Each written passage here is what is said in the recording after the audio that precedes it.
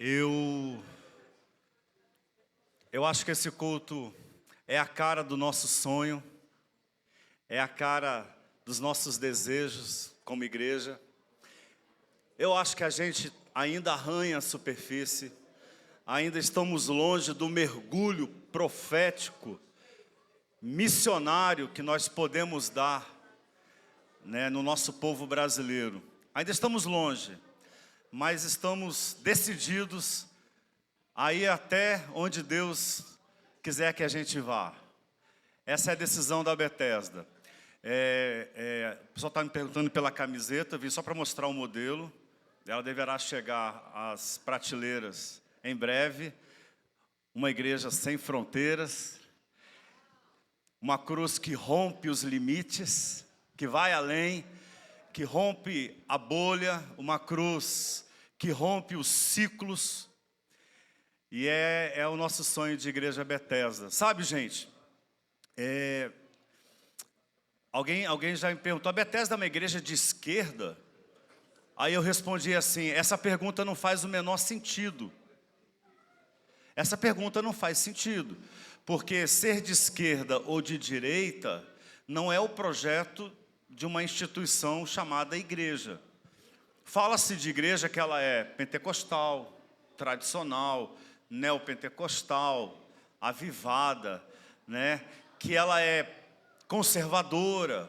Ok, a gente pode responder sobre isso. A Bethesda não é uma igreja conservadora, a Bethesda é uma igreja que se chama progressista, porque é uma igreja que vem buscando novas formas, novos modelos, outras concepções, uma igreja que vem refazendo teologia, que se propôs um refazimento do pensar sobre Deus. E tem sido delicioso. Mas dentro desse refazimento teológico, a Bethesda faz uma opção clara. Qual a opção? A opção que nós vemos Jesus fazer nos evangelhos. A opção pelos minorizados, pelas vítimas da injustiça, pelas vítimas do preconceito, pelas vítimas do ódio, do nojo, pelas vítimas deste mundo, da injustiça. Nós nos colocamos ao lado deles. Qual é o nosso sonho? Emprestar como igreja, como Bethesda, a paixão pelo Evangelho, a admiração do Evangelho a quem é vítima de ódio e de nojo. Nós queremos nos colocar ao lado de qualquer pessoa. E queremos uma igreja que na ânsia de ajudar, não vire um novo gueto. Por isso nós nos dizemos uma igreja afirmativa. Entre nós, há pessoas de todas as condições, de todas as identidades, de todas as sexualidades. Aliás, nós não perguntamos qual é o seu gênero, nem qual é a sua sexualidade, nem qual é a cor da sua pele, nem qual é a sua ideologia. Todos, todas e todes são bem-vindos na casa do Senhor, na casa de oração. Amém. Agora, se o que se chama de esquerda política, nas pautas mais nervosas, coincide com a Bethesda, não foi por opção ideológica da instituição, foi por um encontro no caminho da vida. Sim, a Bethesda dá as mãos à esquerda política em muitas das suas pautas. Nós queremos ser uma igreja antirracista, antitransfóbica, anti-homofóbica. Nós queremos ser uma igreja antipatriarcalista, uma igreja anti-misoginia, que é o ódio e o nojo desenvolvido contra mulheres. Nós queremos ser uma igreja antipobreza. Nós queremos ser essa igreja que nós teremos, que foi Jesus. Eu queria te convidar a ficar de pé junto comigo e ler como quem ora o texto bíblico. Ler como quem ora. É João capítulo 4. Você já sabe, você que está acostumado com o texto bíblico, já sabe que eu falo de uma mulher que era vítima de racismo e vítima de misoginia. Essa mulher, ela representa muitas mulheres nos nossos dias.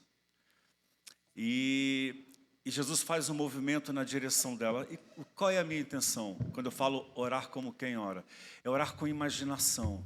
Deixar a narrativa entrar dentro de você. Você, à medida que a narrativa entra como palavra de Deus dentro de você, você entra dentro da narrativa, dentro da palavra de Deus. Olha só o que diz. Os fariseus ouviram falar que Jesus estava fazendo e batizando mais discípulos do que João, embora não fosse Jesus quem batizasse, mas os seus discípulos. Quando o Senhor ficou sabendo disso, essas questiúnculas, essas bobagens, essas brigas de poder, saiu da Judéia e voltou uma vez mais a Galiléia.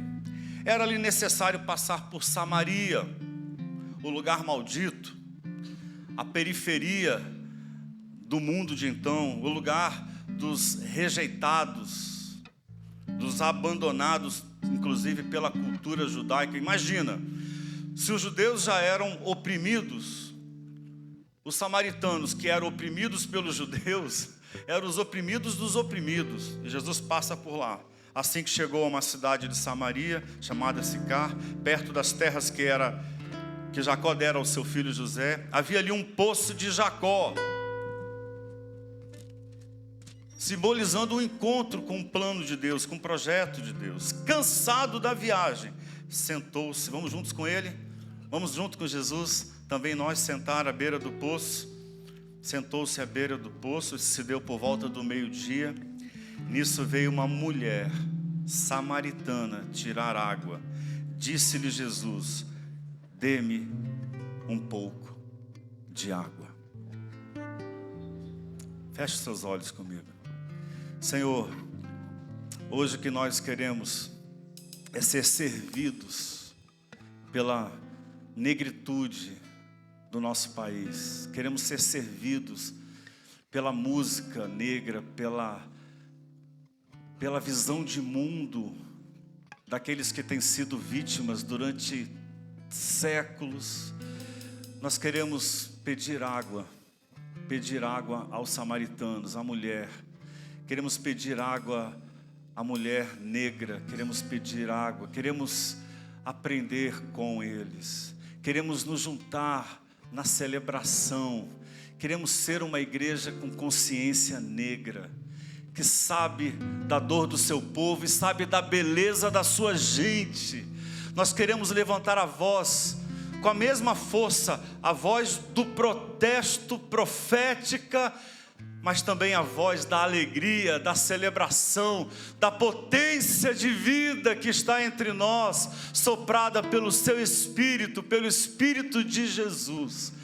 E que haja água viva, que sacia a nossa sede para sempre. Em nome de Jesus, amém? Vamos aplaudir o nome de Cristo, o Deus gentil. Sarará crioulo, sarará crioulo, sarará crioulo, sarará crioulo, sarará crioulo, sarará crioulo.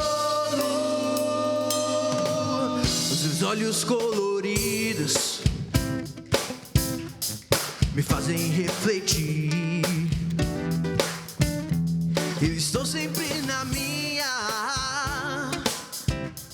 e não posso mais fugir. Meu cabelo enrolado,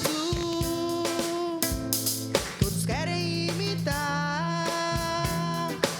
Eles estão baratinados, também querem enrolar. Você ri da minha roupa, ri da minha roupa. Você ri do meu cabelo, ri do meu cabelo. Você ri da minha pele, ri da minha pele.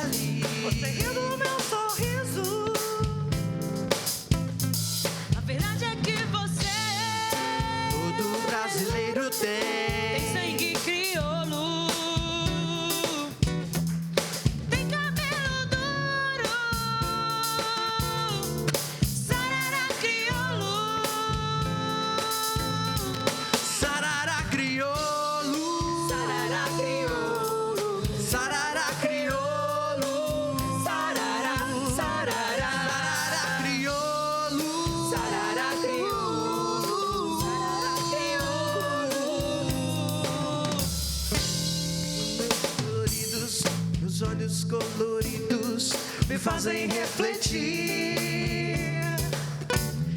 Eu estou sempre na minha, eu não posso mais fugir.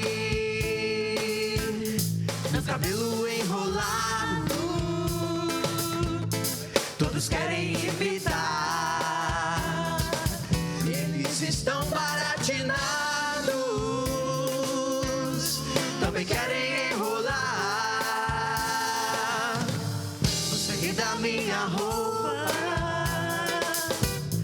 você ri do meu cabelo, você ri da minha pele, você ri do meu sorriso. Mas a verdade é que você e todo brasileiro tem sangue crioulo, tem cabelo duro, sarará crioulo, sarará crioulo, sarará crioulo, sarará crioulo, sarará, sarará crioulo, sarará crioulo, sarará crioulo,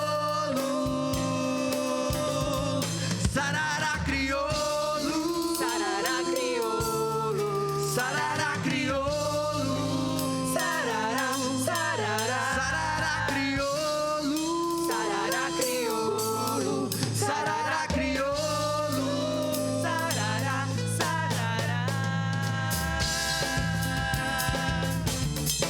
sarará crioulo, sarará crioulo, sarará crioulo, sarará crioulo, sarará. Amém. Que bom podermos cantar isso em uma comunidade de fé. Que bom podermos nos expressar dessa forma. A próxima música, ela fala do cartão de visita do negro, que é o sorriso. Aonde a gente chega, o nosso cartão de visita é esse sorrisão. É esse destaque que nós temos. Mas ela também fala de uma preocupação, né? Negro sem emprego fica sem sossego. E isso é a maior realidade do nosso país, né?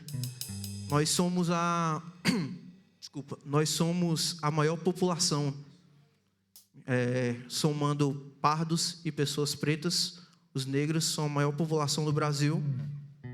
Mas mesmo assim, por conta daquele racismo estrutural, aquele racismo velado, nós somos os mais oprimidos.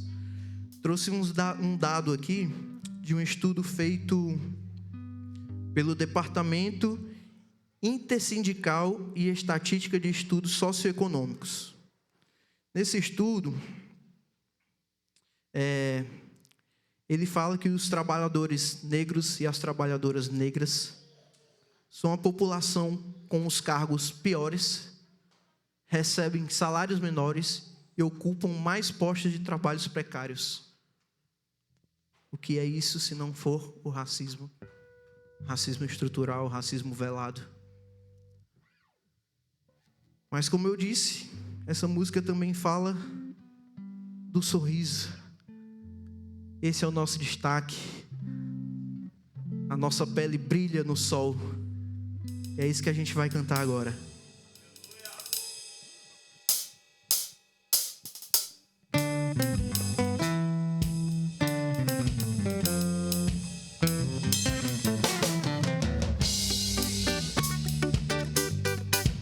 Um sorriso negro, um abraço negro, traz felicidade. Negro sem emprego fica sem sossego. Negra é a raiz, a liberdade. Um sorriso negro, um abraço negro, traz felicidade. Negro sem emprego fica sem sossego. O negro é a raiz da liberdade. Negro é uma cor de respeito. Negro é inspiração. Negro é silêncio, é luto. Negro é a solidão. Negro que já foi escravo. Negro é a voz da verdade. Negro é destino, é amor. O negro também é saudade. Um sorriso negro,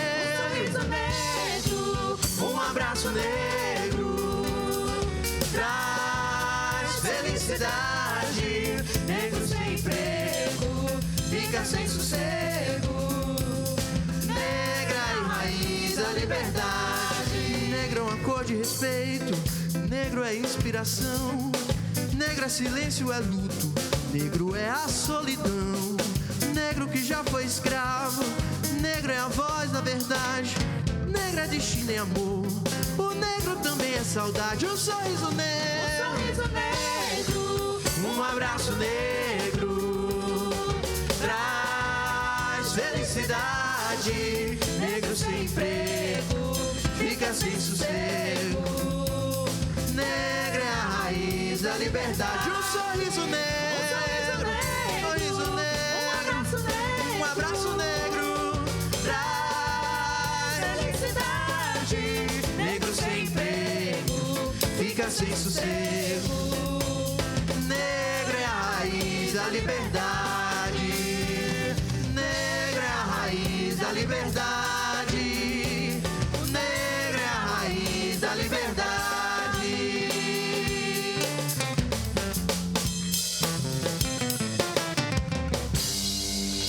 Viva o povo negro desse país.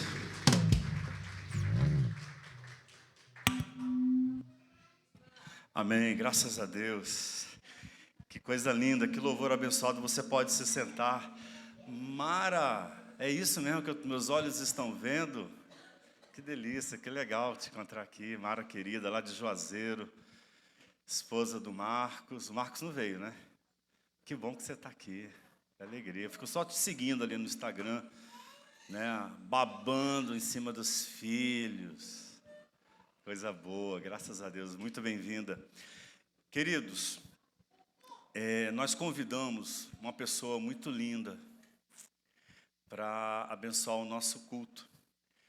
Ele já foi missionário na Assembleia de Deus, pastor em uma igreja alternativa, aqui, igreja da periferia.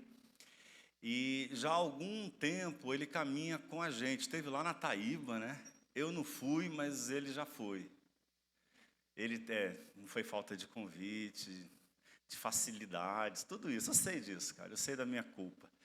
Mas ele esteve com a gente algumas vezes, nos apresentou há algum tempo a Estrela, né, poeta de rua. Não sei se vocês lembram dela. Ela veio em um dos nossos cultos e foi uma apresentação assim linda, maravilhosa, uma comunhão enorme. E eu o convidei, não é a primeira vez, é porque eu sou insistente, né?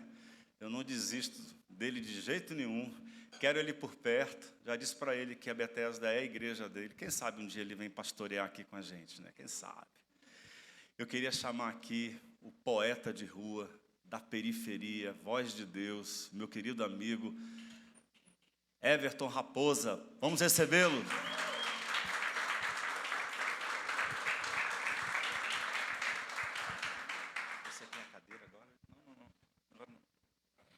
Olá, pessoal. Primeiramente, bom dia para geral que está aqui presente. Cara, eu fico muito feliz sempre que estou com vocês, muito feliz mesmo. Chega até a me emocionar, porque eu sinto muita falta disso, sabe? Eu amo pessoas, eu amo estar com pessoas. E, cara, para mim, Jesus é isso, são as pessoas. E eu vou nem falar muito, porque senão eu vou me emocionar mais ainda. Mas vamos recitar uma poesia. Vou sempre estar com a minha colinha aqui, porque já está com tempo. Eu estou retornando agora para essas atividades. E eu não sabia desse espaço aqui. Ficou até mais próximo para mim. Eu sempre tive muita vontade de estar com vocês mais vezes, mas pela questão da distância. Eu sou morador da Barra do Ceará, bem próximo ali ao Pirambu. nasci e me criei na periferia e amo demais aquele lugar. E essa poesia, só para vocês terem um contexto, entender, eu basicamente tive uma revelação. Eu vi claramente tudo isso que eu irei recitar, eu vi claramente tudo isso e eu transformei em versos. E eu acho que não poderia começar diferente a não ser por ela. E ela é mais ou menos assim. Hoje eu vim fazer um relato, perdão se eu te deixar assustado, mas ontem eu encontrei Jesus. Ele era preto e favelado. Ele foi logo me pedindo para eu ter cuidado com o branco engravatado que mama nas tetas do Estado, e foi por eles que ele foi crucificado. Eu chamei ele para dar um rolê, passear no calçadão, ver o mar que seu pai fez e toda a sua imensidão. Durante o caminho, provou sua humildade, me deixou questioná-lo e matar minha curiosidade. Fui logo onde mais me incomodava, questionei sobre tanta dor e sofrimento, e por essa ele já esperava. Ele me disse que apenas por momento, que ele é o Deus dos aflitos, o silêncio em meio a tantos gritos. Fiquei curioso e lhe perguntei sobre minha morte e se eu iria para o céu, ter um descanso eterno. Ele me disse que o céu é apenas uma metáfora, tanto quanto que pensam sobre o inferno. Então lembrei de condenação, desse terror que insiste em propagar. Me disse para não me preocupar, que não há mais nada a apagar, e da sua graça eu dependia. Não tem nada a ver com meritocracia, pois a cruz já se encontra vazia. Eu quis saber mais sobre Deus, como entendê-lo ou como decifrá-lo. Nisso ele deixou bem enfatizado que ele é mistério, impossível de ser desvendado, como o vento que não pode ser domado. Deus é o próprio amor encarnado. Yahweh, Jeová, Olorum, Adonai, nos demos tantos nomes, ele o chama apenas de Pai. Daí formulei uma pergunta hipotética. Perguntei se fosse para nascer mais uma vez, se nasceria na favela ou como filho de burguês. Apontou para uma casa toda mal rebocada, com a água e a luz cortada. Seria gente como a gente, filho de uma doméstica e de um pai ausente. Aproveitei e perguntei sobre meu amigo gay, aquele lá que o pastor abominou. Então ele sorriu e falou que foi por eles também que sentiu a dor. E todos são alvos do seu grande amor. A diferença está apenas no rótulo que a sociedade hipócrita colocou. Questionei sobre as riquezas que foram acumuladas usando o seu nome. Nessa ele se irou e chamou de povo sem noção, pois ele não tinha nem sede nem fome de pão. Para que construir impérios e mansões, se ele habita tão bem em corações, no coração do faminto e do rejeitado, os mesmos pelos quais ele é revelado. Chegamos no Marco Zero para ver o pôr do sol. Ele chegou numa barraca e ali ficou sentado. Eu pedi uma cerveja, ele um quinta do morgado. E ficamos ali parados, olhando o sol descendo. Jesus do meu lado bebendo, ninguém o reconhecendo, pois parecia só mais um negro bem comum.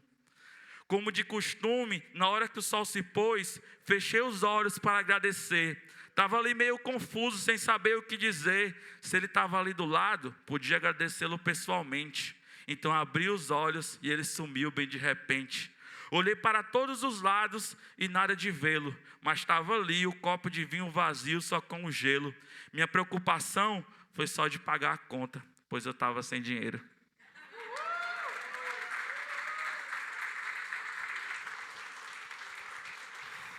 Nossa. Muito lindo, muito lindo. Ele volta daqui a pouco. A gente vai, nesse momento, apresentar os nossos dízimos e ofertas. Nós temos contas a pagar, são muitas. Eu te convido a se solidarizar com a sua comunidade e oferecer uma oferta abençoada, que nos ajude, que seja importante. A Bethesda, ela pratica o dízimo da mesma forma que pratica a sua fé e a sua religião, pelo espírito da liberdade. O que nos importa é o espírito da solidariedade, da cooperação. o espírito da partilha, da comunhão, da generosidade. Então esse é o momento da gente também, mais uma vez, renovar a nossa entrega a Deus, ao seu reino, e a tudo que se pode fazer pelas pessoas. Então vamos nesse momento separar. Você tem aqui os dados bancários da igreja, com o Pix. Você pode escolher qual for mais adequado para você. Se você precisar, lá junto com o nosso tesoureiro ali na entrada da igreja, o Cícero, ele pode te ajudar a usar o cartão para a maquineta, se você preferir. Também tem os envelopes. Tem uma coisa chiquérrima que só igreja chique tem, que era meu sonho, tem gasofilácio. O próximo sonho vai ser um genuflexório. Que é isso? Presbiteriano sabe o que é. Católico também. Genuflexório. Também, para casar também, é onde você coloca os seus joelhos. Geno, né? Você coloca os joelhos, flexiona os seus joelhos para orar. Bom, tem gasofilácio, então você pode dobrar o seu amor, a sua entrega ali e abençoar a Betesda. Vamos orar?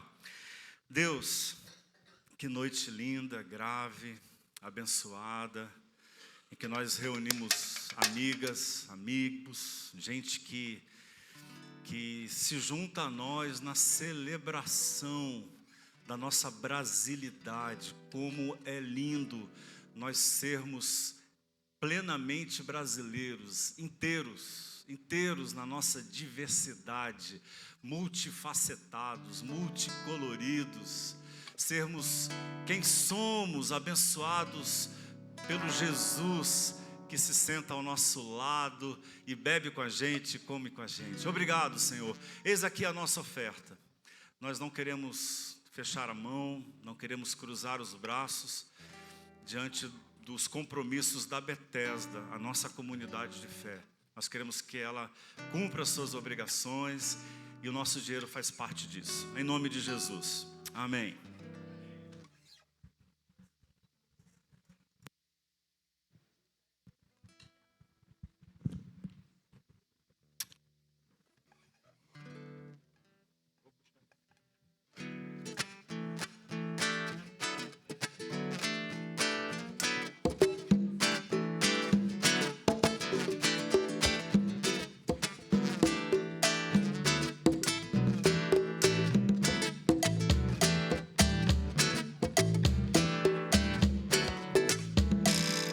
Em Cristo não há cor, todas as cores Ele ama. Da periferia ao centro, gueto, tribo e nação, somos um aos olhos do Pai. Não importa a fé, se é homem ou mulher, branco, pardo e amarelo, negro e indígena, todos são lindos aos olhos do Pai.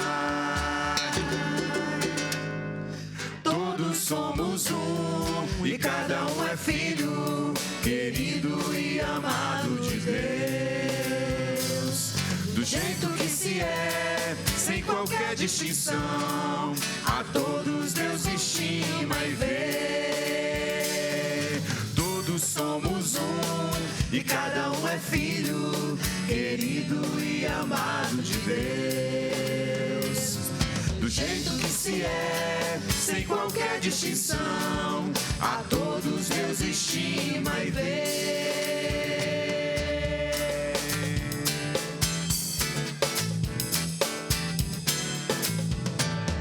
Em Cristo não há cor, todas as cores Ele ama. Da periferia ao centro, gueto, tribo e nação, somos um aos olhos do Pai. Não importa a fé, se é homem ou mulher, branco, pardo e amarelo, negro e indígena, todos são lindos aos olhos do Pai. Todos somos um e cada um é filho, querido e amado de Deus. Do jeito que se é, sem qualquer distinção, a todos Deus estima e vê. Todos somos um e cada um é filho, querido e amado de Deus. Do jeito que se é, sem qualquer distinção, a todos Deus estima e vê.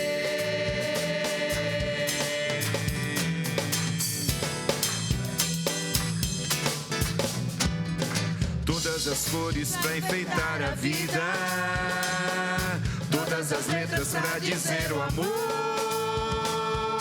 Todas as cores pra enfeitar a vida, todas as letras pra viver o amor. Todas as cores pra enfeitar a vida, todas as letras pra dizer amor. Todas as cores pra enfeitar a vida, todas as letras pra dizer o amor. Que Deus deu, oh, que Deus dá. Que Deus deu, oh, que Deus dá. Que Deus deu, oh, que Deus dá. Que Deus deu, oh, que Deus dá.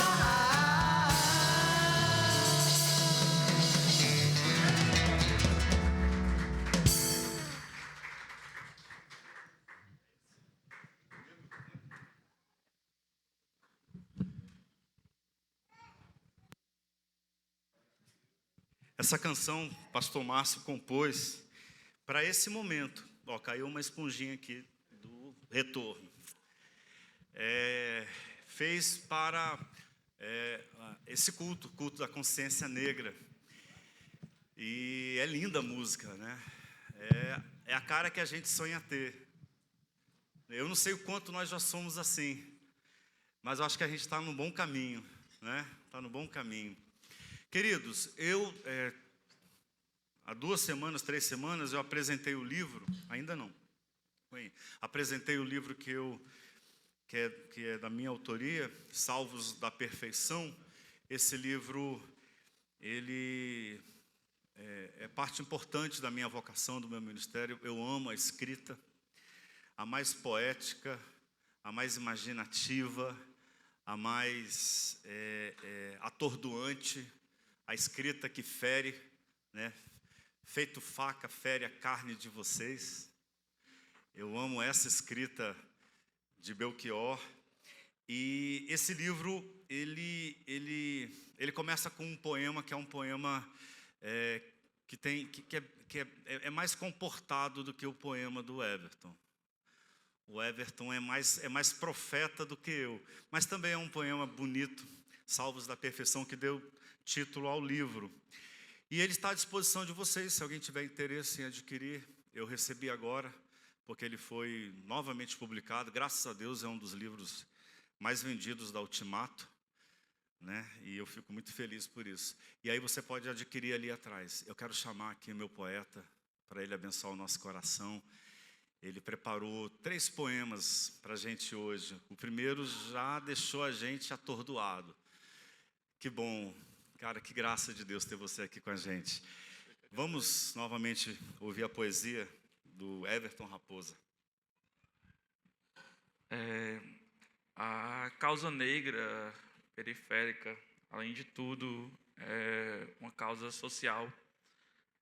Como foi os dados aqui no início sobre essa questão dos empregos, né, da desvalorização do povo negro. E até loucura, porque somos a maioria nesse país, né? Negros e pardos. E, como eu falei, é uma causa social, uma causa política. E a gente, nessa eleição que teve agora, eu falei muito sobre essa questão da consciência social, consciência de classe.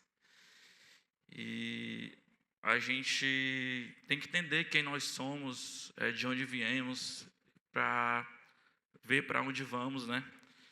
E essa minha poesia eu escrevi já tem um tempo, mas eu fico triste, porque parece que nada mudou, parece que a gente vive em loops, né? Mas eu acredito que essa mudança tem que partir de nós. Essa mudança tem que partir disso aqui, de pessoas como eu, como muitos que estão aqui, ocupar espaços como esse, estar em bairros como esse, trazer uma mensagem de esperança, que é as boas novas, né? O evangelho é isso, né? As boas novas, a esperança. E essa poesia é assim: ego, orgulho, vaidade e ganância, a maldade do homem somada com a ignorância, diminuição do amor multiplicada pela falta de esperança.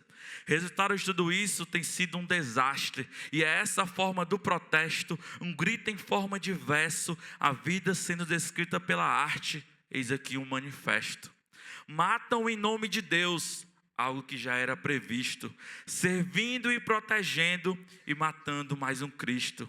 Ideais religiosos sendo impostos nos fazem acreditar que estamos em lados opostos, se autodenominam apóstolos, vendem salvação, dizendo-se apenas impostos.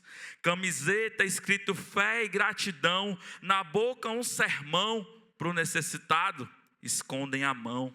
Detentores da verdade absoluta defendem com maestria, arrotando santidade, embriagados de hipocrisia.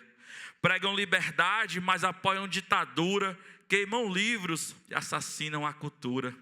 Falam de depressão como a ausência de Deus, julgamento com gosto amargo, dado por um Deus cego, surdo e mudo, mas com o bolso largo. Incomodados com o relacionamento de dois seres iguais, pois ferem seus ideais, veneram os mesmos ídolos, como os nossos pais. Geração que adora sua própria imagem, detentores da própria mensagem, fedem feito lavagem, tão podres que nem os porcos interagem.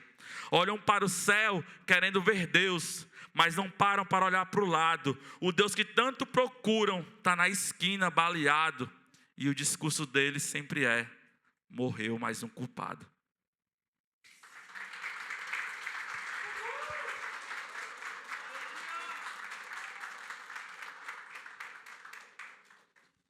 Pessoal, me perdoe, eu vou me sentar, porque essa próxima poesia, já tentei recitar ela em pé e eu não consigo. Por muito tempo, a maioria das minhas poesias falando de indignações que eu vivi.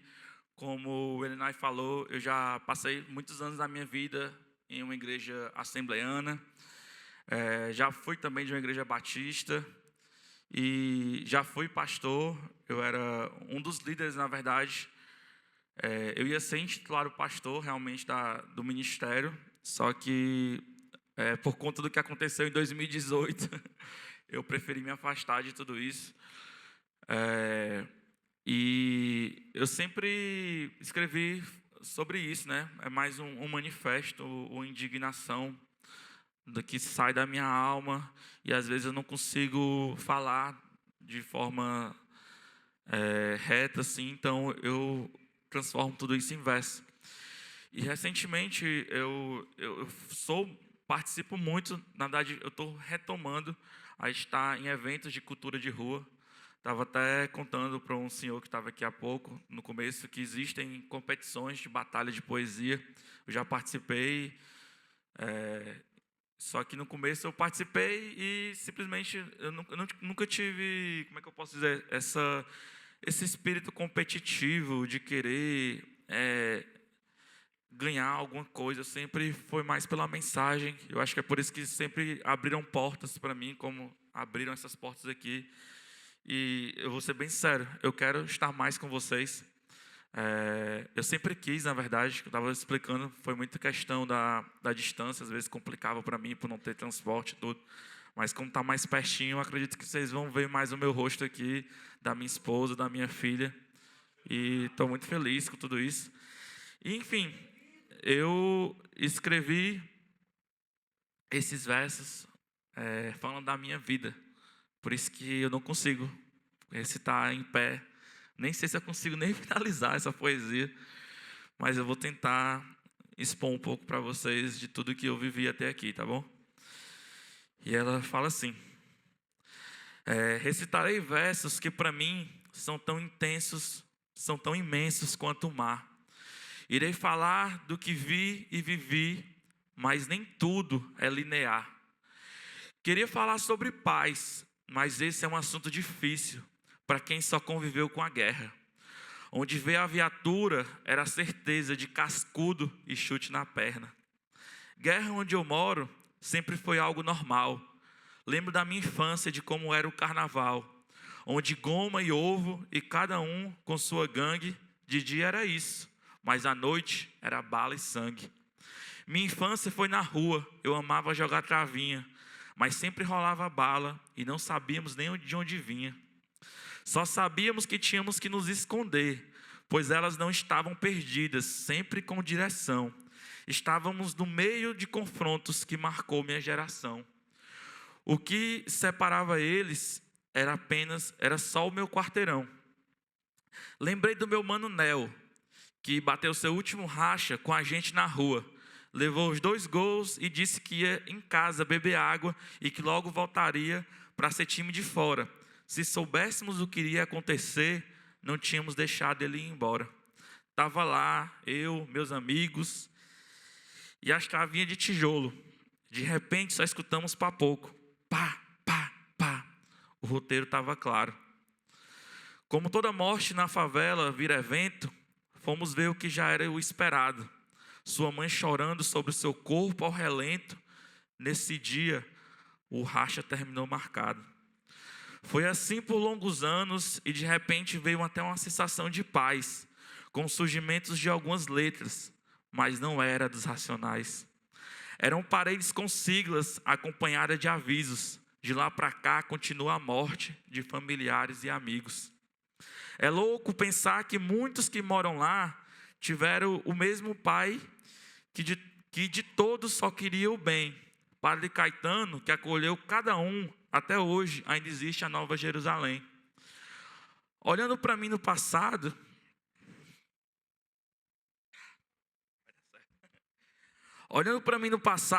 eu me criei na rua para sobreviver no meu lar.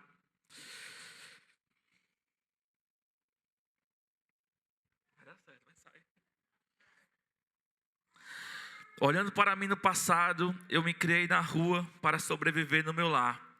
Me formei vivendo de esquina em esquina. A que eu mais amava tinha um bar. Me asilava com sinuca e fliperama para mim dormir na cama de casa. Era um punhal em cada quina da cama. Onde quem foi minha figura paterna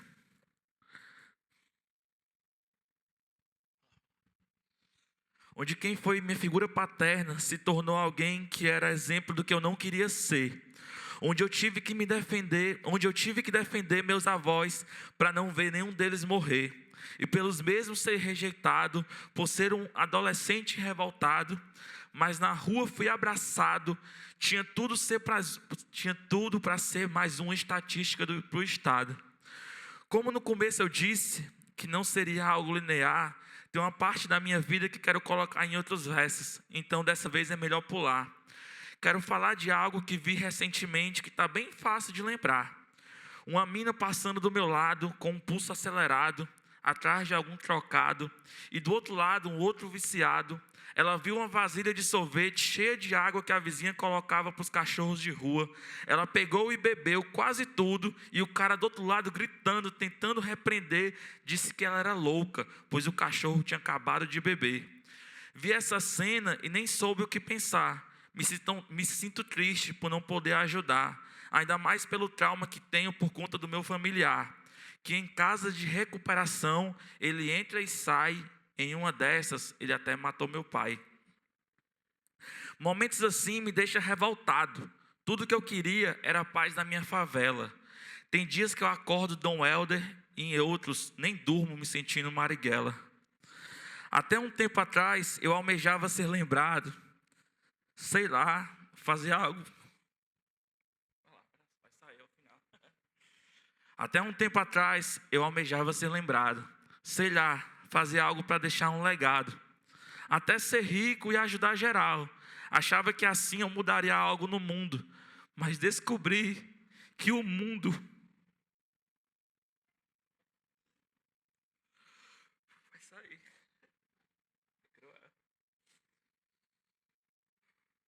Eu descobri que o mundo se resume no sorriso da minha Aurora.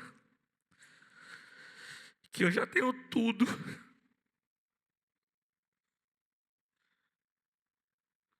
Vai sair. Que eu já tenho tudo, mas que muitos ignoram. Que os milionários das redes sociais não sabem o tamanho que é essa riqueza. Chegar em casa e escutar um eu te amo sincero e o cheiro da minha princesa.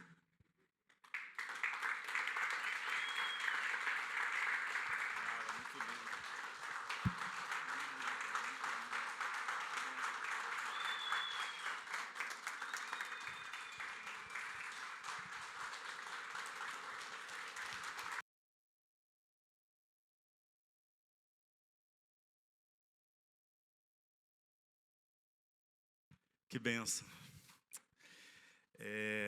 A tua história, ela é linda e ela é uma manifestação do reino de Deus, Raposa.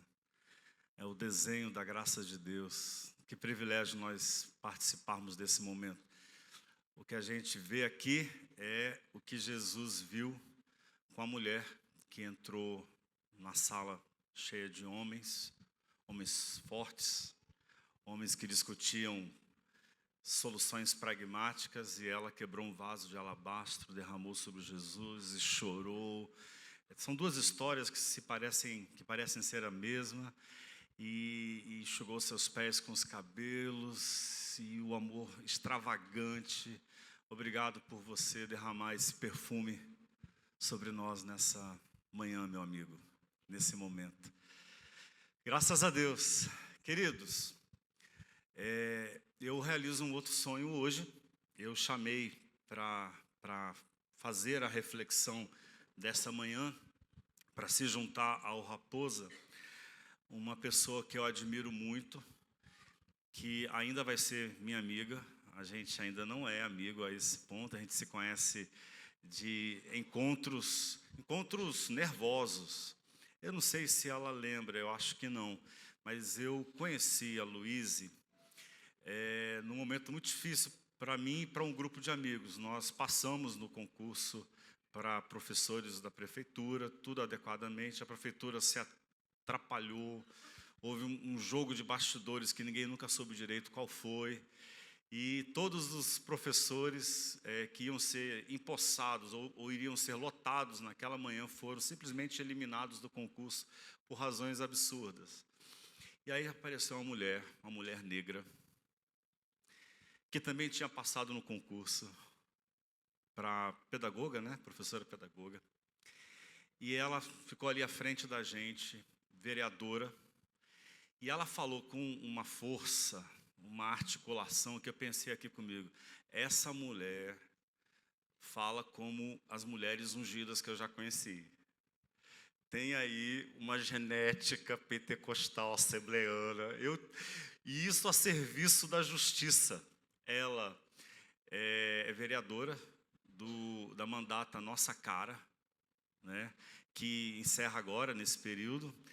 Ela não se candidatou para a nova, nova legislatura. É professora, ativista, educadora, e ela é membro da Assembleia de Deus. Ela veio sozinha, não veio com seu esposo. E eu queria que a gente recebesse aqui a Luíse Santana. Luíse Santana, por favor, vem aqui abençoar o nosso coração.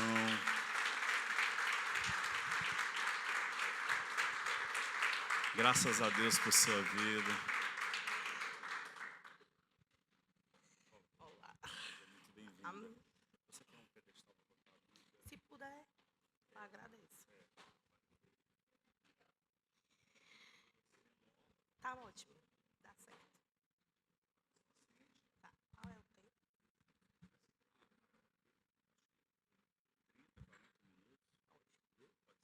Tá ótimo. Tá certo. Tá ótimo. Obrigada.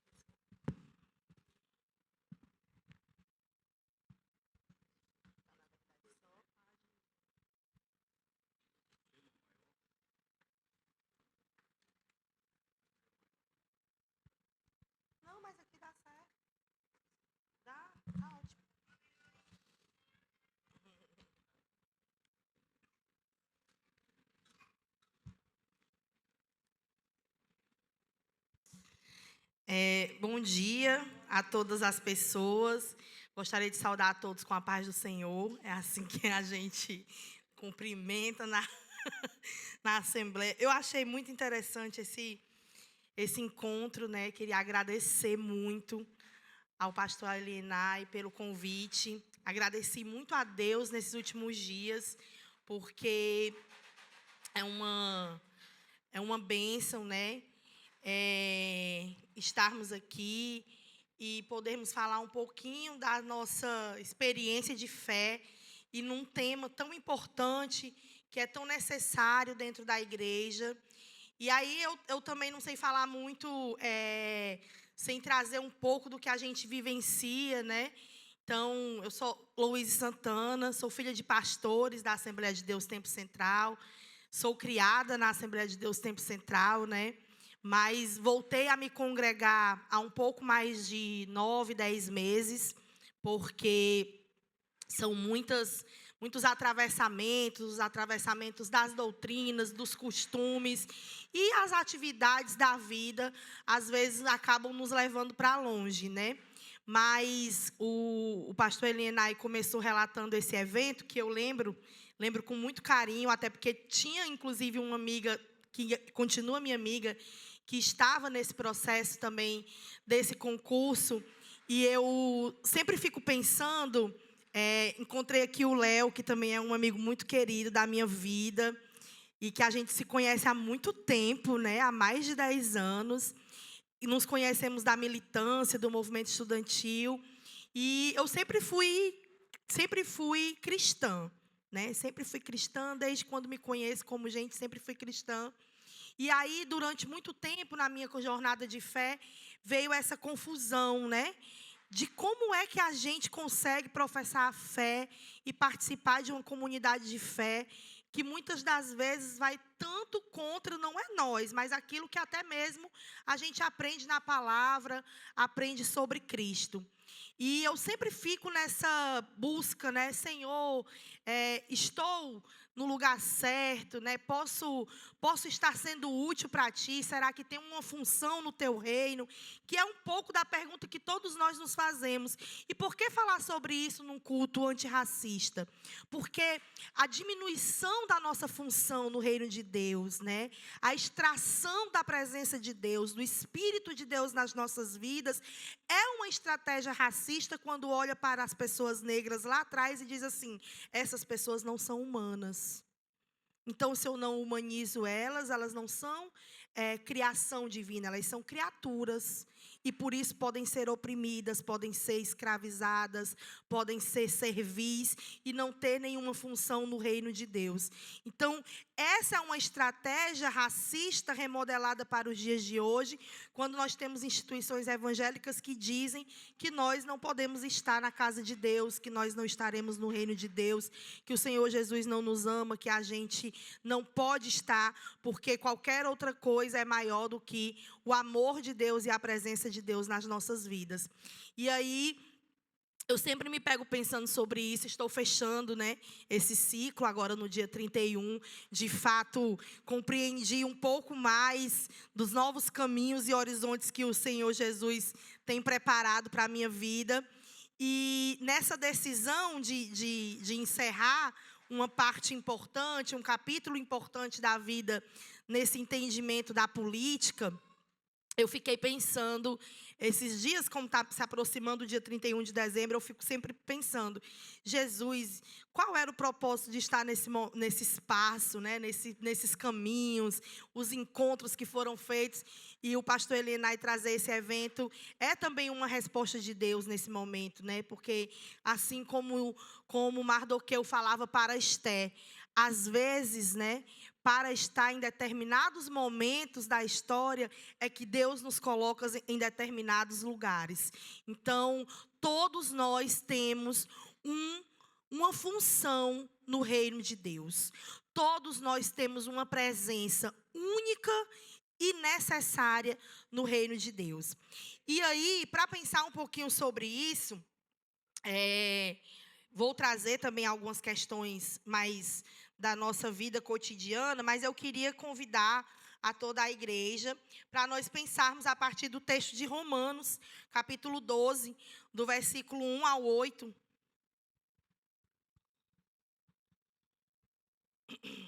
Romanos 12, do 1 ao 8. E que diz, né? Rogo-vos, pois, irmãos, pela compaixão de Deus, que apresentei os vossos corpos em sacrifícios vivos, santos e agradáveis a Deus, que é o vosso culto racional. E não sede conformados com este mundo, mas sedes transformados pela renovação do nosso entendimento, para que experimenteis qual seja a boa, agradável e perfeita vontade de Deus. Porque pela graça que me é dada, digo a cada um dentre vós, que não pensei de si mesmo, além do que convém. Antes, pense com moderação, conforme a medida da fé que Deus repartiu a cada um. Porque assim como em um corpo temos muitos membros, e nem todos os membros têm a mesma operação, assim nós, que somos muitos, somos um só corpo em Cristo, mas individualmente somos membros uns dos outros. De modo que, tendo diferentes dons, segundo a graça que nos é dada, se é profecia, seja ela segundo a medida da fé. Se é ministério, seja em ministrar. Se é ensinar, haja dedicação ao ensino. Ou que exorta, use esse dom em exortar. O que reparte, faça-o com alegria e liberdade. O que preside, com cuidado. O que exercita misericórdia, com alegria. E aí, eu estava refletindo sobre esse momento, esse convite. Achei muito importante quando o pastor Elenay me convidou, que ele perguntou se estava congregando, e quando eu respondi à igreja, ele disse assim: menino, o povo te conhece? O povo sabe quem é você. E às vezes nós estamos lá nesses lugares, né? Eu tenho um caminho, né, na Assembleia de Deus, e me congrego na Assembleia de Deus, e confesso para os irmãos que nós estamos lá intercedendo para que o Senhor, Ele refaça aquela igreja, né? Ele transforme aquela igreja, Ele transforme os nossos líderes e Ele transforme as pessoas para viver essa experiência de compreender que todos nós somos parte do corpo de Cristo. E aí, quando a gente pensa num culto sobre o antirracismo, quando a gente pensa num momento de reflexão sobre o antirracismo, e aí a gente traz essa reflexão sobre sermos uma parte importante do corpo do Senhor Jesus. Eu encontrei com uma tia minha em julho, que também é evangélica, e ela estava dizendo assim: às vezes é muito difícil ir para a igreja, porque eu tenho um relacionamento, e as pessoas da igreja não concordam com esse relacionamento, e eu chego na igreja e todo mundo vira o rosto para mim, ninguém quer falar comigo, ninguém quer saber quem eu sou, mas eu olho para Jesus e digo assim: Jesus, o teu corpo tem tantas partes, eu quero ser nem que seja um pedacinho da unha do dedo mindinho. E essa parte eu quero ser, porque essa parte é importante para servir a Jesus. E eu me emocionei muito naquele momento, porque nós temos esse desafio hoje enquanto cristãos. Nós estamos sendo chamados a esse desafio de apresentar uma sociedade em que todas as vidas são importantes para o reino de Deus. Não se pode um corpo funcionar de forma perfeita, se movimentar de forma perfeita, atender a todas as estratégias que foi pensado pelaquele corpo, se algum dos seus membros não está bem. Não sei se os irmãos repararam, mas eu estou aqui com um dedinho operado, porque eu tenho uma questão com canto de unha. Não sei se alguém aqui também passa por essa tribulação. É uma tribulação grande, né? Infelizmente. E é incrível como nós sentimos dor em um canto de um dedo. Não é verdade? Lá no pé, a gente sente dor. E eu tenho lá chorando para a menina tirar o canto de unha. E eu dei graças a Deus quando a gente teve aquela conversa, pastor, que o senhor me falou que a data era para hoje, porque eu ia tirar o canto de unha e ia vir, que eu achava que era ontem. Mas Deus foi tão bom que mudou, ajustou tudo. ir lá tirando, e ela dizendo, olha, mas é porque o nosso pé, ele é responsável pelo nosso corpo e tal, então ele precisa se adaptar.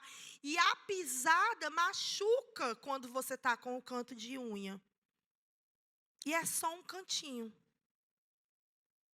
Mas aquilo ali mexe com o nosso corpo.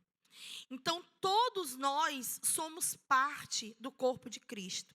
E é impossível que nós não tenhamos a sensibilidade, porque se nós estivermos conectados a Cristo como cabeça da igreja, que pensa em todos nós, que pensa no bem-estar da sua população, que não queria o seu povo sem oradia, por isso que ele disse que ia preparar um lugar, que não queria o seu povo vivendo na miséria, que foi capaz de mover todo o Egito para libertar aquelas pessoas que estavam numa situação de escravidão. Porque o Senhor Jesus, do Antigo ao Novo Testamento, é uma palavra sobre liberdade. E se nós nos dizemos corpo, mas nós não nos importamos com as dores dos nossos irmãos que foram escravizados, que hoje são maioria no nosso país, mas que infelizmente ocupam os postos de trabalho mais explorados, que não conseguem manter as suas famílias, que veem os seus filhos passar fome, que estão na criminalidade, que segundo o último dado do IBGE, morrem 8 vezes mais no nosso estado. No estado do Ceará, a taxa de letalidade para corpos negros é 8 vezes maior do que a taxa de letalidade para corpos brancos. Qual é o tipo de corpo e de funcionamento que a igreja do Senhor tem tido nesses últimos dias, se não é capaz de ser uma igreja antirracista? Esse corpo, ele não está saudável. Porque é um corpo que falta pedaços. É um corpo que, ainda que esteja com essa conexão, com esse pedacinho conectado a esse corpo, mas esse corpo está com esses pedaços feridos. E por que feridos? Quando a gente, na militância, fala que não adianta ser contra o racismo, é preciso ser antirracista, é porque é preciso construir uma prática cotidiana de superação do racismo. Porque todos nós, em alguma medida, nos beneficiamos das estruturas que o racismo criou. Todos nós. As pessoas negras que conseguem acessar a universidade, que quando você vai ver, tem um histórico familiar diferente de outras pessoas. Eu olho para o meu conjunto de jovens que eu participei na igreja que eu congregava quando eu era jovem, lá na Assembleia de Deus Cidade Nova. E quando eu olho para as minhas amigas e para os meninos que não estão mais vivos e para as minhas amigas que não conseguiram chegar na universidade, que não conseguiram viajar como eu viajei, que não conseguiram acessar outros lugares, quando eu olho para a família delas, dentro da igreja, mesmo numa comunidade, existia uma posição hierárquica da minha família que garantiu que eu tivesse um acesso diferenciado dessas pessoas.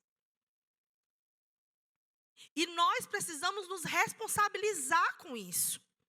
A igreja, ela precisa tomar responsabilidade no mundo que nós estamos vivendo. Porque quando o Senhor fala, sede luz, sede sal, é não permitir que esse mundo colapse e que nós fedamos aos narinas do Senhor por realizar a invisibilidade da morte dos nossos irmãos.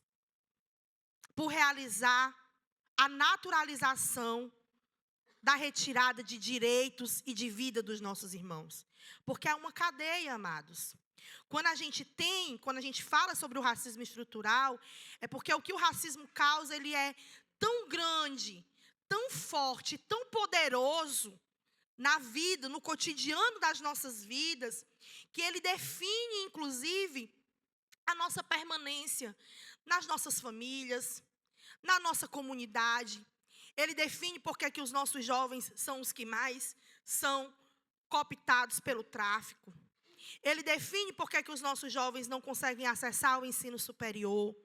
Ele define por que a gente vê os nossos amigos na periferia morrerem mais cedo.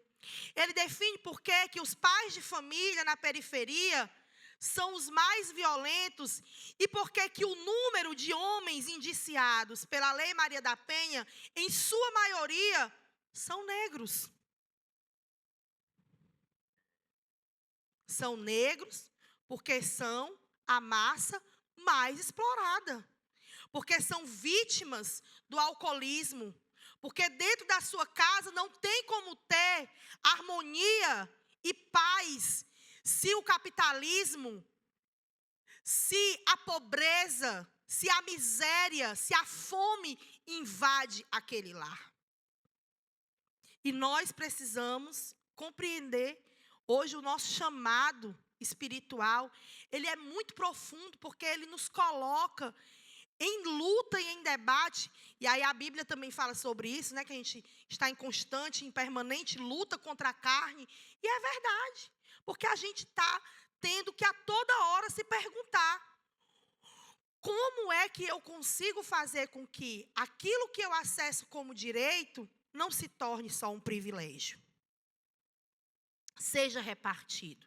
Porque a palavra diz que todas as pessoas têm um dom, que todas as pessoas têm uma função nesse corpo. E se esse corpo não está bem, como é que nós vamos caminhar? Eu sempre tenho falado nesses últimos momentos com algumas pessoas e dito: olha, é muito difícil você estar consciente no mundo que nós estamos enfrentando nos dias de hoje. Porque você vê as guerras acontecendo e quando você está consciente da palavra, você lembra logo de Apocalipse. Porque você vê o racismo, a miséria, e quando você está consciente socialmente, você pensa logo no fim do mundo, numa guerra nuclear, numa disputa entre as hegemonias. Então, entre os grandes países, você fica: meu Deus, como é que vai ser agora? O que é que a gente vai fazer? Para onde é que nós vamos? E nós não podemos acreditar e reivindicar um cristianismo excludente. Porque toda a história de Cristo, Jesus Cristo, que tinha poder para fazer qualquer coisa, para nascer em qualquer lugar, para ser de qualquer família, mas Jesus deixou uma lição. A sua vida foi uma lição. Ele não escolheu nascer poderoso. Ele não escolheu nascer senhor. Ele escolheu nascer filho de trabalhadores, de um trabalhador informal, inclusive. Né?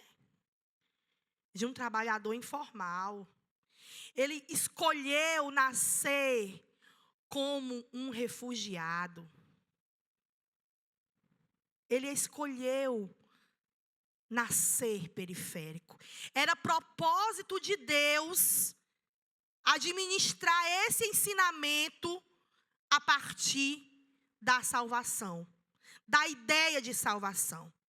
E hoje nós precisamos, cada vez mais, enquanto cristãos, disputar para que Jesus Cristo, ele seja o Jesus Cristo que a gente conhece, acredita e que verdadeiramente constrói esse outro mundo que a gente quer viver. Porque o que a gente tem está muito difícil. E aí, nesses versículos, no 8, no 7 e no 6, eles falam sobre dons. E em Gálatas, capítulo 5, versículo 13, eu achei muito interessante quando ele diz assim: porque vós, irmãos, fostes chamados à liberdade. Não useis, então, da liberdade para dar ocasião à carne, mas servir-vos uns aos outros pelo amor. O que é esse dar ocasião à carne? E aí é importante para nós, da igreja, é justamente nós termos a consciência de que quando nós chegamos em um determinado lugar, nós temos que assumir o compromisso do amor e não invisibilizarmos tudo que está ao nosso redor e olharmos apenas para nós mesmos, para a nossa carne. Porque a carne, ela quer o bem-estar. O que é o bem-estar? É você ter poder, é você ter dinheiro, é você mandar. Irmã, e por que você está falando isso? Porque nós estamos dentro de uma sociedade que é constituída do racismo, da misoginia, do patriarcalismo. Nenhum de nós está livre disso.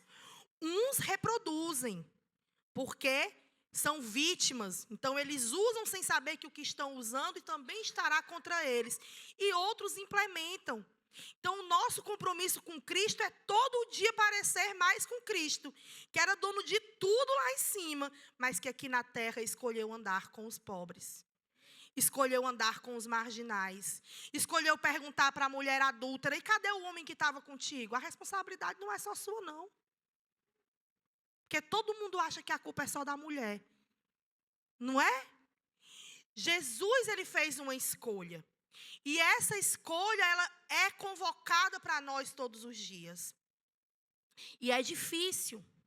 É difícil porque nós sabemos que existem inúmeras religiões, denominações, compreensões da Bíblia. E Cristo sabia que esse tempo ia chegar. Foi por isso que ele deixou o Espírito Santo. Que é para não ter perigo do pastor A dizer que o pastor B está errado. Porque o Espírito Santo testifica nas nossas vidas da palavra. Ele nos diz se o que nós estamos escutando, de fato, vem dele ou não vem. Nos versículos 5, 4 e 3, eu achei importante, porque fala mais aprofundadamente desse projeto coletivo, do projeto da liberdade, do projeto que Cristo nos chamou. Eu achei interessante que em Gálatas fala que Jesus, ele nos chamou para a liberdade. Para a liberdade. Estar livre é também querer que o meu companheiro e a minha companheira estejam livres. E ninguém é livre se você está aprisionado pela miséria, pela falta de acesso. Então, às vezes a gente é confrontado com essa perspectiva. Por que que as pessoas mais humildes da nossa cidade, do nosso país, estão aos montes, nas igrejas, que muitas vezes constroem estratégias políticas contra elas? Por que que essas pessoas pobres estão dentro das igrejas? Por que que a gente teve um mapa de eleição que a gente teve aqui em Fortaleza? O que é que está acontecendo com a igreja? O que é que está acontecendo com as pessoas? Nós precisamos ajustar para que nós consigamos dizer para os nossos irmãos que aquele modelo onde a igreja reproduz-se como uma empresa, em que a gente tem o que dá certo, aquele que pode, aquele que manda e onde todo mundo obedece, que esse modelo não é o modelo de Cristo. Não é o modelo de Cristo. Porque Cristo, ele ensinava as multidões olhando no olho das multidões, sentado junto com as multidões. Cristo, ele nos deixou uma lição tão importante com o seu caminhar aqui na terra, que ele não foi a favor do comércio que se estabeleceu dentro do templo. Mas ele procurava fazer com que as pessoas refletissem sobre a necessidade da partilha. Foi por isso que quando ele partiu os pães e os peixes, ele não deixou que ninguém ficasse com fome.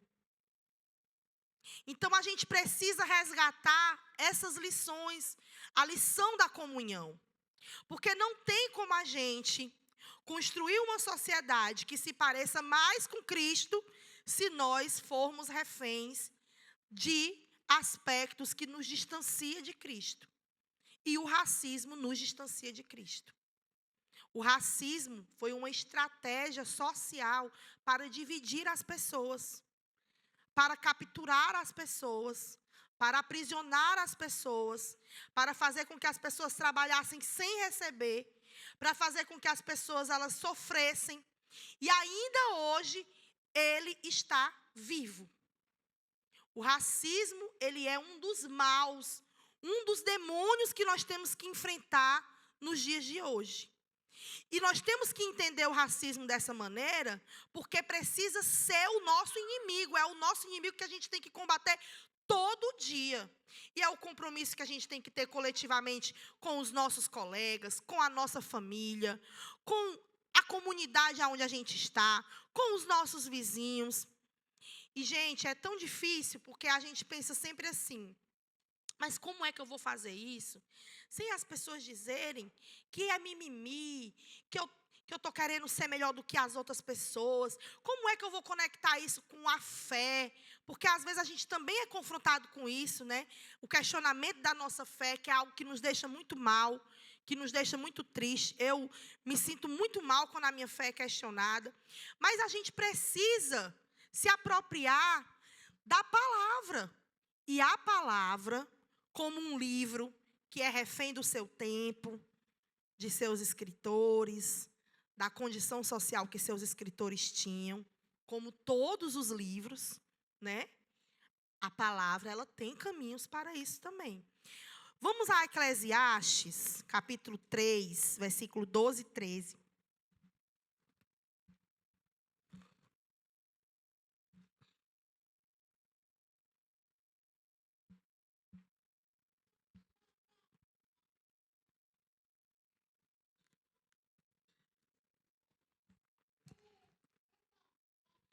No 12 e no 13 diz assim: já tenho entendido que não há coisa melhor para eles do que alegrar-se e fazer-se bem na sua vida. E também que todo homem coma e beba e goze do bem de todo o seu trabalho. Isto é um dom de Deus. Goze do bem de todo o seu trabalho. Coma e beba. Hoje o nosso salário não dá para comer, beber e gozar bem do nosso trabalho. Então é a gente pensar, o nosso século, ele está. E aí eu acho interessante que algumas pessoas, para desqualificar a nossa fé, dizem assim, mas é porque essa é a geração que só quer viver a Bíblia do Novo Testamento. Eclesiastes é no Antigo Testamento. Né?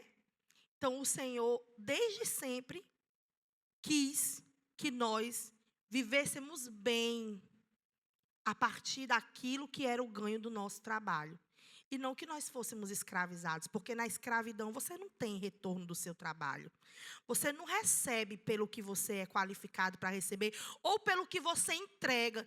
Eu acho interessante que aqui o Senhor, ele não fala, né, o sábio Salomão, ele não está falando, um dos homens mais sábios do mundo, ele não está falando sobre a remuneração a partir do que você é qualificado para o trabalho, mas é a partir do seu trabalho. E nós tivemos um caminhar de muita disputa para que as pessoas que são empregadas domésticas acessassem o direito delas de receber de forma garantida pelo seu trabalho. Fazem apenas 12 anos que a gente conquistou essa lei para assegurar direitos. E o tanto que essas pessoas entregam todos os dias. E a gente vê nos últimos anos, como nós temos visto, milhares de pessoas que estão sendo resgatadas de situações análogas à escravidão e que viveram uma vida toda de serviço sem serem remuneradas pelos seus trabalhos. Sem comer, sem viver bem, a partir do que deveriam ganhar. Isso é o racismo que a gente tem no nosso país. A ideia de que esses corpos eles podem ser explorados sem nenhuma retribuição por aquilo que entregam.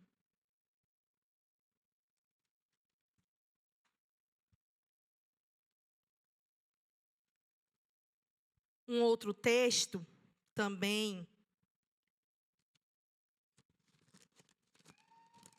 importante é em Efésios, capítulo 4, do 1 ao 8. Quando ele diz, e aí eu vou trazer um pouquinho aqui para o versículo 6, aliás, 4, 5 e 6, quando ele fala, há um só corpo e um só espírito, como também fostes chamados em uma só esperança da vossa vocação. Um só Senhor, uma só fé, um só batismo. Um só Deus e Pai de todos, o qual é sobre todos e por todos e em todos vós. Novamente, o Senhor reafirmando a ideia de unidade, de coletividade, de projeto coletivo, porque nós não conseguiremos superar o racismo sozinhos. E eu fico muito feliz que nós temos várias pessoas que podem se reconhecer como não negras aqui nesta sala hoje, neste lugar, nesta igreja. Porque a superação do racismo, ela é sobretudo uma tarefa das pessoas que não são negras e que não são pardas. Porque nós somos pessoas que reproduzimos o racismo, nós pessoas negras e pardas. Nós somos pessoas que sofremos o racismo, mas nós não nos beneficiamos com ele. E é preciso romper a cadeia de privilégios. E aí, já caminhando para o final, eu acho que é importante quando a gente pensa. O mundo que nós estamos vivendo hoje, né? Eu tenho me assustado muito com o tanto de guerras que nós estamos enfrentando, com a escalada de violência que essas potências têm tomado cada vez mais. O último ataque, essa última semana da Rússia, me deixou muito preocupada. Eu não sei se os irmãos são assim, mas eu fico assim, desesperada. Fico orando, até pedindo, Jesus, tira um pouco dessa ansiedade que está em mim. Me ajuda a ter paciência para ver os tempos passarem. As pessoas que são mais maduras, a minha mãe sempre fala, tem que ter paciência, tem que esperar, porque os tempos, eles são difíceis mesmo. Mas a gente vai ficando preocupado, porque a gente sabe que guerra desestabiliza a economia, né? Nós temos aí um bilionário que acabou de assumir a pasta que vai gerenciar a economia e as relações econômicas entre os outros países nos Estados Unidos. A gente sabe como isso é perigoso para nós. E aí eu acho que, para terminar, a palavra ela traz uma coisa muito interessante de se pensar. O versículo 2 e o versículo 1, quando ele diz, mais especificamente no 2, não vos conformeis com este mundo, mas sedes transformados pela renovação do vosso entendimento, para que experimenteis qual seja a boa, agradável e perfeita vontade de Deus. É a gente reconhecer que, se nós queremos ser uma igreja que se aproxima de Jesus, que parece mais com Jesus, que está fazendo o ministério de Jesus, nós precisamos ser uma igreja que não vai se dobrar diante das imposições e da opressão que essa sociedade vai trazer para nós. Porque nós vamos ser confrontados a reproduzir as estruturas do racismo todas as vezes que nós formos lidar com as pessoas que são diferentes de nós. Nós vamos ser confrontados a chegar na periferia e a naturalizar que aquelas pessoas ali são pessoas violentas e, por isso, nós rechaçarmos aquelas pessoas e querermos aquelas pessoas distantes de nós. Nós vamos ser confrontados a pagar menos para aquelas pessoas que realizam trabalhos que a gente sabe que não vale aquilo que o capital manda a gente pagar, porque a gente precisa ser esperto. Nós vamos ser confrontados a todos os dias ter uma posição nítida contra a exploração das pessoas. Isso significa reduzir jornadas de trabalho, assegurar salários qualificados, dar para as pessoas o acesso à educação e uma moradia qualificada para essas pessoas. Irmã, mas eu posso morar bem, eu posso ser dono de empresa, eu posso ser uma pessoa que gozo dos privilégios que hoje a gente sabe que é privilégio. Você pode ser essa pessoa, mas você não pode achar que isso é resultado da graça de Deus sobre você e da miséria de Deus sobre outra pessoa. Porque o racismo, ele é uma das raízes que sustenta a exploração das nossas vidas. E, meus amados, a pobreza não é a ausência de Deus. A pobreza é desdobramento da miséria, da exploração. Porque se pobreza fosse a ausência de Deus, Maria tinha ficado rica na hora que o anjo falou com ela. E ela não ficou. E era pobre. Então, que nós possamos assumir um compromisso ético com Cristo, de sermos cada vez mais parecidos com a igreja que Ele quer que nós sejamos nesses últimos tempos. De levar luz. E o que é levar luz? É nós sermos diferentes. É nós promovermos a paz. É nós sermos sal. É nós entendermos que não adianta nós sermos apenas as pessoas que praticam as boas ações. Nós precisamos lutar para que a justiça social se estabeleça, porque o reino de justiça é o compromisso daqueles que acreditam na fé. Amém? E aí eu vou aproveitar, como a gente está aqui nesse momento, queria convidar vocês para a gente louvar um louvor. Pode ser, pastor? Eu gosto muito de louvar, e aí eu queria convidar todos vocês para nós louvarmos esse louvor. Pode ficar sentado, né? E se você puder me acompanhar, sentindo um pouquinho desse momento que Jesus colocou no nosso coração. Agradecer aos irmãos pela atenção, pela graça. Na minha igreja, né, os costumes são diferentes, então a gente não pode ministrar sendo quem somos.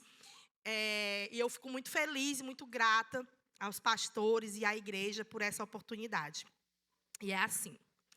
Recebi um novo coração do Pai, coração regenerado, coração transformado, coração que é inspirado por Jesus.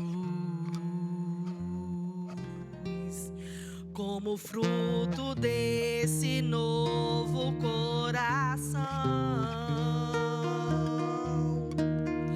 eu declaro a paz de Cristo, te abençoo, meu irmão. Preciosa é a nossa comunhão.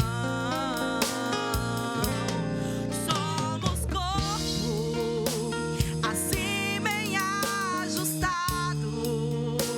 totalmente ligados, unidos, vivendo em amor, uma família, sem qualquer falsidade, vivendo a verdade, expressando a glória do Senhor, uma família, vivendo o compromisso do grande amor de Cristo.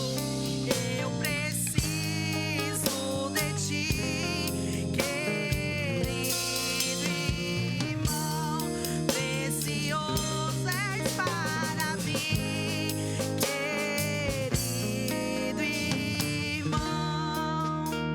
Irmãos, as pessoas negras, elas têm dificuldade de se manter nos lugares, porque o nosso acesso é difícil. A gente vem de mais longe, a gente tem que sair mais cedo. A gente muitas vezes não consegue sequer chegar, porque falta o recurso para chegar, né? A gente às vezes não consegue compreender bem o que tem ali, o que é que estão falando, não traz a Bíblia. Isso não é porque nós somos menos, mas é porque foi pensado assim. O afastamento do reino é um projeto. Há um projeto de igreja que prega a eugenia, que acha que nós não podemos estar perto de Jesus. O projeto de liberdade é o projeto de Cristo. E Deus, Ele tinha um propósito tão grande nessa liberdade, que Ele deixou a cruz vazia. Então que a gente possa todos os dias se preocupar com os irmãos que não são brancos da nossa igreja, que eles possam estar presentes, que eles possam ser parte do nosso corpo, e que a gente possa cuidar para que esse corpo ele tenha um bom funcionamento, para que mesmo a pequenininha unha lá do dedinho do pé esteja saudável, a ponto de nos permitir uma pisada segura rumo ao céu. Amém?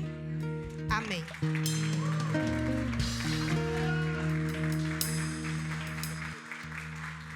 Glória a Deus, glória a Deus. Raposa, vem aqui, meu querido. Pastor Otacílio é o pastor que hoje pastoreia o Ceará, pastor da Bethesda, pastor presidente da igreja Bethesda no Ceará. Vem aqui, meu irmão, por favor. Eu vou pedir para que o pastor Otacílio ele faça essa oração final e nos dê a bênção apostólica. Eu vou dar um presente. Assim, estou morrendo de medo de parecer ou de descobrir que eu sou narcisista. Mas é o meu livro que eu vou dar de presente para vocês. Por favor, eu espero que abençoe o coração de vocês. A nossa gratidão é tão grande, né, gente? Que manhã. Ei, esse pessoal podia voltar, né? A Luísa também? Sério? Vai trazer o reteté aqui para Bethesda? Ô, glória! Claro, claro, claro.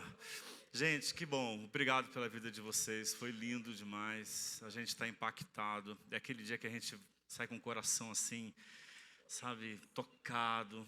Que bênção, minha querida. Eu nem vou falar que isso aqui é a casa dela. Eu acho que ela é a cara da Bethesda, mas é muita cara de pau desses pastores, que é todo mundo na sua igreja, né? Amém, pastor Otacílio. Bom dia, pessoal, graça e paz. Paz do Senhor, né, minha irmã? Eu conheço a Luísa de outras rodas, né, que a gente participou. E nosso amigo Everton também.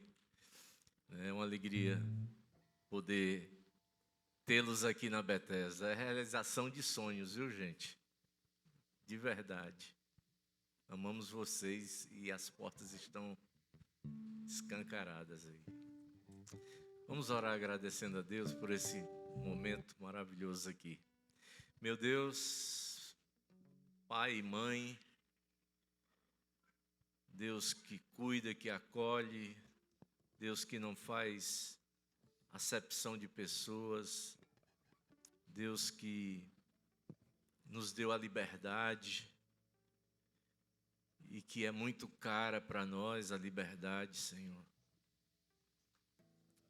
Nós queremos te agradecer por esse tempo, por esse dia, por essa manhã e pela vida de todos os irmãos e irmãs aqui. Te peço que o Senhor nos ajude, como disse a Luísa, a pisar forte no caminho da justiça, no caminho da luz, no caminho da graça do Senhor.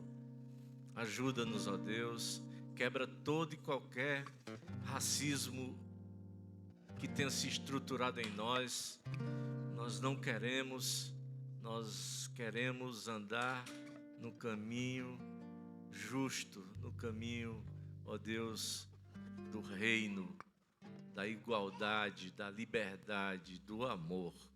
Por isso, Senhor, te pedimos que o Senhor nos transforme e que a partir de nós o mundo possa ser transformado também. Nós te pedimos que seja assim, no nome de Jesus, para a honra e glória do teu nome. Amém e amém. Pessoal, só um minutinho. Você vai dar a bênção apostólica. Meu, tem uma assembleiana aqui hoje, cara. Tem que dar a bênção apostólica. Ó, eu esqueci de falar. Minha mulher vai brigar comigo quando chegar em casa. No dia 7 de dezembro vai ser a festa dos grupos de aproximação. Conversa fiada, mulheres de coragem e o acolhimento LGBT. Então, no grupo, pois não. E domingo que vem é a última ceia. Oi, cara, obrigado, viu? Obrigado. Domingo que vem é a última ceia do ano, Santa Ceia, no próximo domingo, todos aqui.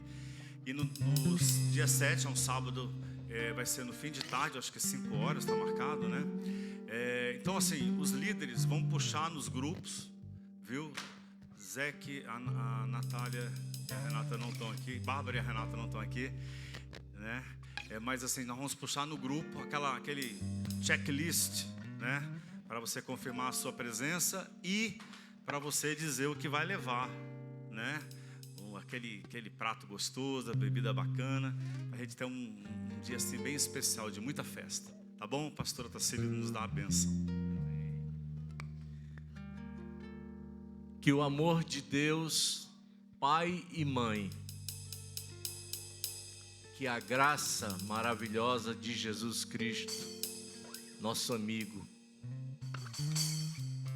e que as consolações, as alegrias e esperanças do Espírito Santo estejam sobre a Igreja do Senhor reunida aqui e em toda a face da terra.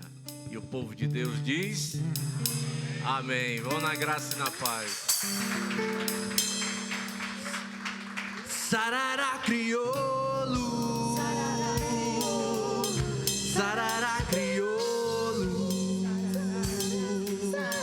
sarará crioulo,